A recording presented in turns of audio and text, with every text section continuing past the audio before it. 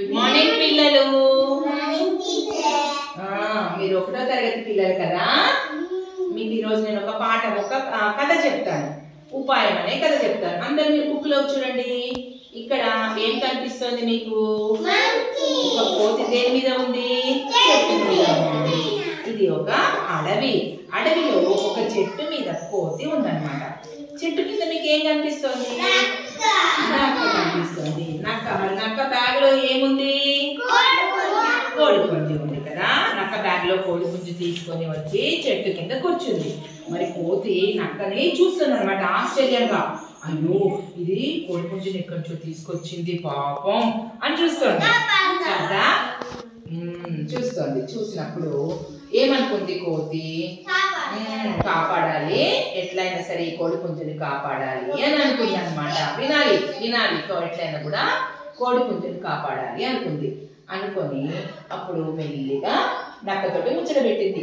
నక్క నువ్వేం తీసుకొచ్చావు అంటే నాకేం చెప్పింది? కోడి పుంజుని తెచ్చుకున్నాను అని చెప్పింది. అవునా, సరే నక్క, నువ్వు అడవిలో నుంచి చాలా దూరం నడుచుకుంటూ వచ్చావు కదా. మరి నువ్వు బాగా అలసిపోయినావు కదా, నీకు దాహం వేస్తుంది కదా, మరి మంచినీళ్ళు కావాలి కదా.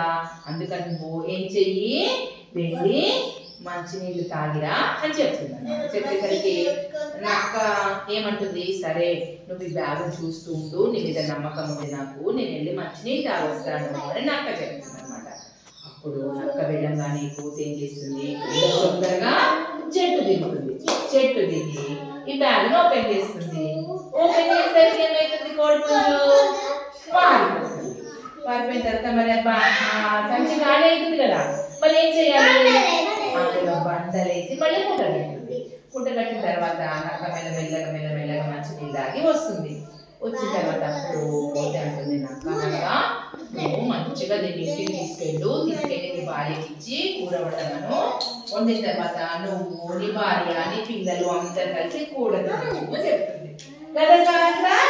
చెప్పేసరికి ఈ నక్క ఏం చేస్తుంది? ఇంటికి తీసుకెళ్ళిన తర్వాత వాళ్ళ భార్య పొయ్యి అంటించి మంచిగా ఈ కోడి పుంజుని అందులో వేద్దామని సంచి తీసి ఆ నీళ్ళలో, మరుగుతున్న నీళ్ళలో పడేసరికి అందులో ఏమున్నాయి? బండలు ఉన్నాయి. ఈ బండలన్నీ ఎవరి మీద పడ్డాయి? నక్క భార్య మీద పడ్డాయి. నక్క భార్య మీద బండలు పడ్డాయి. బండలు నీళ్ళలో ఉన్నాయి కాబట్టి వేడి వేడి నీళ్ళన్నీ కూడా నక్క భార్య మీద పడేసరికి నక్క భార్యకి మొత్తం కాలి మస్తు కోపం వచ్చి ఎవరిని కోపడుతుంది? నక్కని కోపడ్డది. బాగా బండలన్నీ తీసుకొచ్చి కోడి పుంజు నాకు అబద్ధం చెప్తావా అని కోపడ్డది కదా. కోపడిన తర్వాత అప్పుడు అనుకుందనమాట నక్క, అమ్మా నువ్వు కోతి ఎంత ఉపాయంతో కోడి పుంజుని కాపాడావు అని చెప్పి అనుకొని నక్క కోడి పుంజు వెళ్ళిపోయినందుకు, తర్వాత నక్క భార్యకి బాగా కాలినందుకు మస్తు బాధపడ్డది. కాబట్టి ఉపాయంతో మనము ఏ పనైనా చేయొచ్చు కదా.